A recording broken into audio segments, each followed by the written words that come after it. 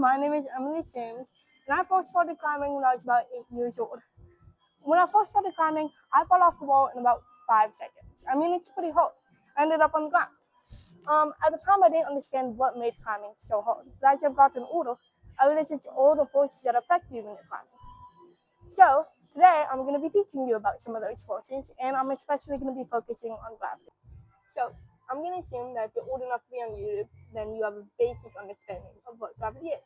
But I hope I can still teach you something new. So gravity is the force that keeps us attached to the ground. Gravity affects anything that has mass. This means it affects you, it affects me, it affects your stock bag, it really affects everything in the gym. Now you may be asking yourself, but then how do we climb? Well, Earth's gravitational pull, luckily for all of us, is not strong enough to keep us planted on the ground.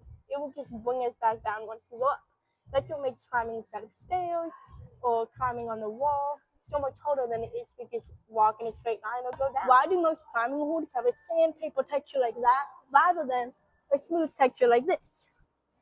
That's because having the sandpaper texture helps add friction between your hand and the wall, so it's easier to glide, as you can see, rather than grabbing the dual text side or the smooth side like this.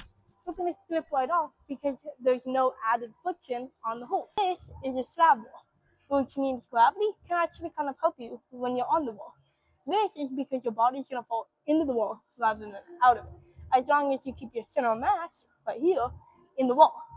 If I start to lose my center of mass and it goes out of the wall, I'm going to fall off with it. So, what makes a sloper so much harder to hold on to than a jump? The answer is a sloper will only help yourself pull yourself up on the wall, while a jug will help you pull yourself in and up on the wall, so they're a little bit easier to hold on to. This is an overhang wall, which means when you're on the wall, your body is going to fall away from the wall. This means that you have to keep your center of mass near the wall, because if it falls, your feet are probably also going to fall, and if your feet fall, it would take a lot of power and momentum to get them back on the wall.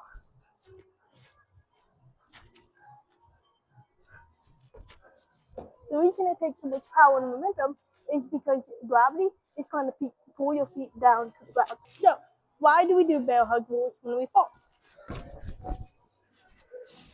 That's because when you do a bear hug rule, they change your normal momentum into angular momentum, which helps lessen the impact on your body. Swimming has taught me to see sciences all around me, and I hope as I continue my STEM studies, I can learn more about all these forces.